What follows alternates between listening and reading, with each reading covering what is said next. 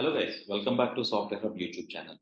So ఈ వీడియోలో నేను ఏం చేస్తానంటే రెస్పాన్సివ్ వెబ్ డిజైనింగ్ గురించి డిస్కస్ చేస్తాను సిఎస్ఎస్లో. ఓకే, అంటే రెస్పాన్సివ్ వెబ్ డిజైనింగ్ అంటే మీరు డెస్క్టాప్కి ఒక డిజైన్ చేసి, మొబైల్కి ఒక డిజైన్ చేసి, ఐప్యాడ్కి ఒక డిజైన్ చేసి, మరి అలాంటి చేంజెస్ ఉంటాయి కదా.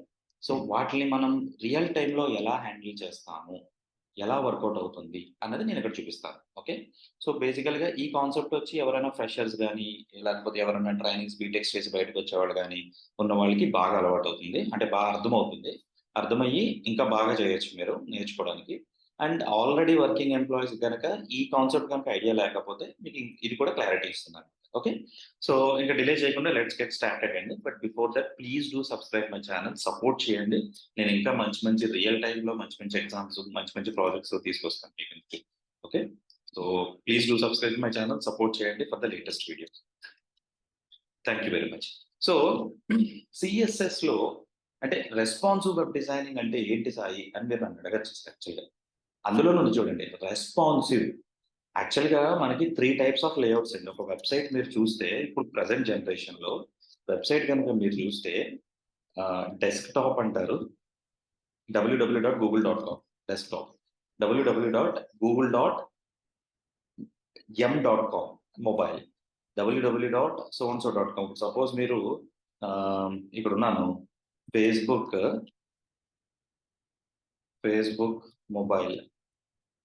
మొబైల్ అని కొడితే మీకు యూఆర్ఎల్ వస్తుంది చూడండి. ఇదేమొచ్చింది, facebook.com. Facebook mobile web page కూడా ఒకటి ఉంటుంది అనమాట. ఓకే, facebook.mobile అని ఏదో ఉంటుంది. అప్పట్లో ఉండేది, అంటే నేను ఒక 4-5 ఇయర్స్ బ్యాక్ మొబైల్ కూడా ఉండేది అనమాట. మొబైల్ ఆర్ ఎం సంథింగ్ ఏదో ఉండేది అక్కడ.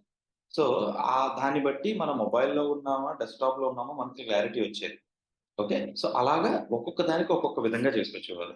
బట్ ఇప్పుడు రియల్ టైంలో అంత చేయాల్సిన అవసరం లేదు, ఎందుకంటే టెక్నాలజీ మారిపోతుంది, day by day technology update అయిపోతుంది కదా. సో దానికోసం మనము ఈ ఈ ఈ అప్రోచ్ అనేది రెస్పాన్సివ్ వెబ్ డిజైనింగ్ అనేది మనం వాడచ్చు అనమాట. సో డెస్క్టాప్ కి, ఐప్యాడ్ కి, ఓకే, అండ్ మొబైల్ కి కంపాటబిలిటీగా అప్లికేషన్ రాయాలి అంటే కనుక దాన్నే రెస్పాన్సివ్నెస్ అంటారు. రెస్పాన్సివ్ అంటే దీన్ని యాక్చువల్గా ఆర్ఐఏ, రిచ్ ఇంటర్నెట్ అప్లికేషన్ అని కూడా అంటారు. ఇప్పుడు మీరు రియాక్ట్ గురించో, యాంగులర్ గురించో చదువుతున్నారు అనుకోండి, రౌట్స్ ఆర్ఏ మీకు పేజ్ రిఫ్రెష్ అవ్వదు, ఓన్లీ పర్టికులర్ కంటెంటే రిఫ్రెష్ అవుతుంది, అవునా. అది ప్రోగ్రామెటికల్ ఫంక్షనాలిటీ పరంగా. బట్ ఇక్కడికి వచ్చేటప్పటికి డిజైన్ పరంగా మాట్లాడుతున్నాను. సో డిజైన్ పరంగా మాట్లాడుతున్నాను అంటే కనుక మరి నా లేఅవుట్, ఇప్పుడు నేను ఎగ్జాంపుల్ తీసుకుంటాను. సపోజ్ ఫ్లిప్కార్టే తీసుకుందాం, మనం ఆల్రెడీ ప్రాజెక్ట్ ఇంప్లిమెంటేషన్ చేస్తాను. సో ఇప్పుడు నేను మొబైల్లో టెస్ట్ చేయాలి. సో ఇన్స్పెక్ట్ చేయండి, ఇక్కడ ఆప్షన్ చూసారా, ఇది మన మొబైల్ డివైస్ స్క్రీన్ కూడా ఇస్తుంది. సో నేను ఎప్పుడైతే మొబైల్కి వచ్చానో నాకు అంత అప్డేట్ అయిపోయింది చూసారా. నా విడ్త్ 393, 851. నేను ఇప్పుడు రీఫ్రెష్ చేశాను అనుకోండి, నాకు మొబైల్ డిజైన్ వచ్చేసింది. మీరు అబ్జర్వ్ చేస్తే, ఓకే, మీరు అబ్జర్వ్ చేస్తే నాకు డిజైన్ మారిపోయింది చూడండి. అదే మీరు డెస్క్టాప్కి రండి, మళ్ళీ ఒక్కసారి రీలోడ్ చేయండి. ఓకే, చూసారా, ఇది డెస్క్టాప్ వ్యూ. అంటే అలాగా మనము కంట్రోల్ చేయొచ్చు అనమాట. ఆ కంట్రోలింగ్నే రెస్పాన్సివ్నెస్ అంటారు. యాక్చువల్గా మనకి 3 టైప్స్ ఆఫ్ లేఅవుట్స్ అండి, fixed, fluid and responsive. Fixed అంటే ఫిక్స్డ్గా ఉంటుంది అనమాట. ఇప్పుడు 100లో మనకి 70 మార్క్స్ వచ్చినాయి అన్నాను అనుకోండి, 1000 కూడా 70 మార్క్స్ అవుతుంది. ఓకే, అదే ఫ్లూయిడ్ అన్నాను అనుకోండి, మీ జీమెయిల్ ఓపెన్ చేసి చూడండి. ఇప్పుడు సపోజ్ మన తెలుగు సాఫ్ట్వేర్ హబ్ ఉంది.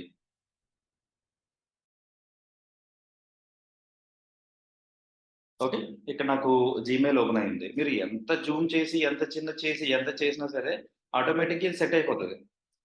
సపోజ్ నేను ఇప్పుడు మొబైల్కి వెళ్తే డిజైన్ చూసారా, జీమెయిల్ ఎలా ఉందో అలాగే ఉంది. బట్ నాకు అంత అడ్జస్ట్ అయిపోయింది. ఈవెన్ మీరు రీలోడ్ చేసినా కూడా అలాగే ఉంటుంది. మొబైల్ ఫీచర్ గుర్తులేదు నాకు, ఇది నాకు తెలిసి మొబైల్లోకి మారలేదు, డెస్క్టాప్లోనే ఉంది చూసారా. బట్ కంటెంట్ అంతా స్ట్రింక్ అయిపోయింది, రైట్. ఇప్పుడు అదే నేను ఐప్యాడ్కి వెళ్ళినా సరే, ఐప్యాడ్ ఎయిర్ అయినా సరే మీకు నేను 100% పెట్టుకోండి. బట్ నాకు ఎలా అయితే డెస్క్టాప్లో వ్యూ ఉందో అలాగే నాకు ఐప్యాడ్లో కూడా ఉంది. అర్థమైందా. ఇది ఫ్లూయిడ్ లేఅవుట్ అనమాట, అంటే పర్సంటేజెస్తో వాడతాం. అప్పుడు ఎలా ఉంటుంది? నాకు ఔట్ ఆఫ్ 100 నాకు 70% వచ్చిందన్నాను అనుకోండి. ఔట్ ఆఫ్ 100 ఎంత అయింది? 70. ఔట్ ఆఫ్ 1000 ఏమైంది? 700 అయింది. సో, అంటే అందులో 70% ఆక్యుపై చేస్తుంది కదా! అదే ఫ్లూయిడ్ అంటే. ఇంకా రెస్పాన్సివ్ లేఅవుట్ అంటే ఒక్కొక్క స్క్రీన్‌కి ఒక్కొక్క డిజైన్ వస్తది. సో, ఇది డిజైనింగ్‌లో ఆర్ఐఏ రిచ్ ఇంటర్నెట్ అప్లికేషన్ అని అంటారనమాట. ఓకే. ఇంకా లేట్ చేయకుండా దాని గురించి అసల ప్రోగ్రామాటికల్‌గా చూద్దాం అసలు ఎలా చేయాలి అని. ఫస్ట్ ఆఫ్ ఆల్ నేను ఒక సింపుల్ ఎగ్జాంపుల్ చెప్తానండి. సో, ఆ ఎగ్జాంపుల్ ఏంటంటే, సపోజ్ నేనొక డివ్ విత్ కంటైనర్ తీసుకుంటా. ఓకే. కంటైనర్. ఈ కంటైనర్‌కి నా యాప్ డాట్ సీఎస్ఎస్‌లో నేను dot container okay. Background colour red ఇస్తా డెస్క్‌టాప్‌లో. సో, కొంచెం హైట్ అని కూడా ఇచ్చుకోండి. హైట్ వచ్చి ఒక 500 పిక్సెల్స్ మేక్ సెన్స్ కదా! విడ్త్ వచ్చి ఒక ఎంత తీసుకున్నాం? 600 pixels and margin 0 auto. Centre of the page చేస్తాం. 0 ఆటో. సరిపోయిందా? ఇప్పుడు ఈ అప్లికేషన్‌ని మీరు రన్ చేసి చూస్తే let me go index.html open with Google chrome red colour ఉంది. పర్ఫెక్ట్. ఇప్పుడు నేను ఐప్యాడ్ ఓకే. ఐప్యాడ్‌కొస్తే నాకది బ్లూ కింద మారాలి. సీఎస్ఎస్‌లోకి రండి. సో, మీరు ఈ రెస్పాన్సివ్‌నెస్ చేయాలి అంటే సీఎస్ఎస్ 3లో కొత్తగా మనం ఇంట్రొడ్యూస్ చేసిందేంటంటే media queries. Okay. Media query. యాక్చువల్‌గా సీఎస్ఎస్ 3 అని అంటున్నాం గానీ మీడియా క్వెరీ ముందు నుంచి ఉండింది. మీడియా క్వెరీ ఎక్కడ వాడతాం అంటే ప్రింట్‌లో వాడతాం. అది చెప్తా. అది ఇంకొక టాపిక్ చేసి నేను అప్‌లోడ్ చేస్తా చూడండి. సో, ఇప్పుడు నేను మీడియా క్వెరీతో యూఆర్ఎల్ యొక్క విడ్త్ నాకు కావాలి. అంటే ఐప్యాడ్‌కి విడ్త్ ఎంతుంటుంది? ఐప్యాడ్ స్క్రీన్ రిజల్యూషన్ అన్నాననుకోండి. ఓకే. రిజల్యూషన్. అంటే మీకు లెంగ్త్ ఇస్తే చూడు. IPad 5 2007 okay. రిజల్యూషన్ అనకూడదు. Screen width. Suppose iPad 1 mini 7.1 7.78 into 3.3 ఇంచెస్‌లో ఇచ్చాడు. So, let me try inches to okay. Inch to what you say పిక్సెల్స్‌లోకి చూద్దామా? Inch to pixel yeah!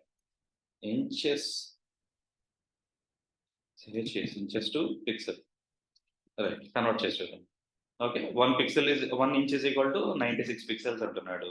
So, calculator కావాలి నాకు. Calculator okay. ఓకే. ఇక్కడ చూద్దాం. Go here. సో, ఇక్కడ నేనేం చేస్తానంటే ఫ్రమ్ 755 పిక్సెల్స్ అంటే నా ఐప్యాడ్ పోర్ట్రైట్ వ్యూ. మీకు పోర్ట్రైట్ వ్యూ అంటే తెలుసు కదా! మొబైల్‌ని స్ట్రెయిట్‌గా పెట్టి అంటే ఐప్యాడ్‌ని స్ట్రెయిట్‌గా పెట్టి చూస్తే పోర్ట్రైట్ వ్యూ. దాన్ని రొటేట్ చేస్తే ల్యాండ్‌స్కేప్ వ్యూ అని 2 విధాలుగా ఉంటాయన్నమాట. సో, ఇప్పుడు నీకు ఇది నాకు చెప్పేది పోర్ట్రైట్ వ్యూ. సో, నాకు ఇక్కడ వచ్చిందేంటి 756 అప్పుడు దీన్ని ఎలా చేయొచ్చంటే మీడియా క్వెరీలో @మీడియా ఓకే. మీరు యాక్చువల్‌గా ఒకప్పుడు నేను నేర్చుకుందేంటంటే మాక్స్ విడ్త్ అంటే min width. Min width let me take it as a 0. First of all 0 తీసుకోండి. And max width okay. And max width colon 756 pixels. అంటే ఒక పని చేయొచ్చు. ఓకే. 756 పిక్సెల్స్. దీంట్లో దాని బ్యాక్‌గ్రౌండ్ కలర్ మాత్రమే నేను బ్లూ అన్నాను. సో, దాన్ని తీసుకోండి.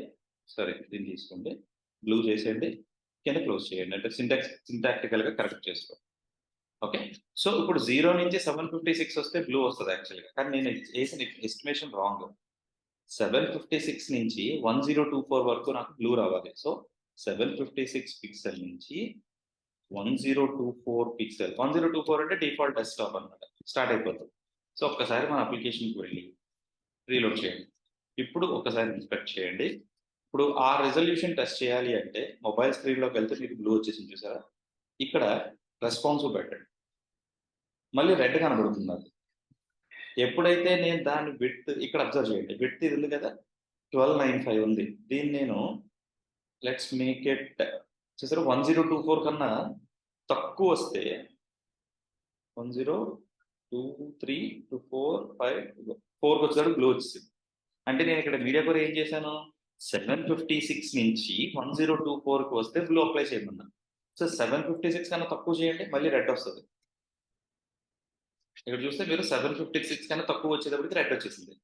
అదేంటి రెడ్ వచ్చింది? మరి నాకు దాన్ని కూడా మెయింటైన్ చేయాలి కదా సాయి అంటే, అదే ఇది iPad. So, media query for iPad ఇంకొకటి రాయండి. మీడియా క్వెరీ ఫర్ మొబైల్ అంటే స్మాల్ డివైసెస్ అన్నమాట. అప్పుడు 0 నుంచి ఇక్కడ 756 అన్నాను కాబట్టి -1 755 పిక్సెల్. అర్థమైందా? ఇప్పుడు ఇక్కడ నాకు కావాల్సింది yellow.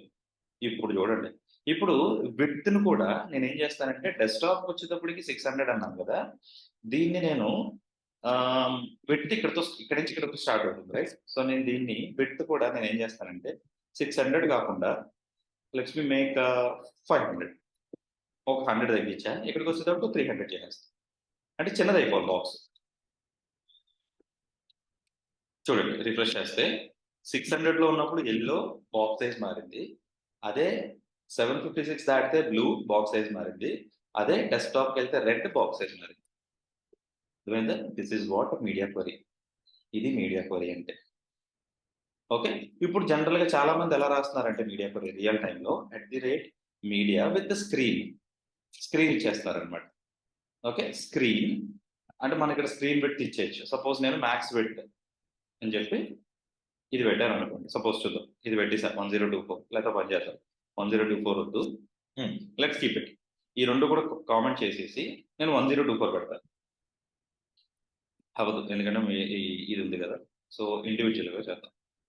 Right. So, screen @max width 1024 container background colour వచ్చి బ్లూ అంట. ఓకే. బ్యాక్‌గ్రౌండ్ కలర్ వచ్చి బ్లూ అంట. సేవ్.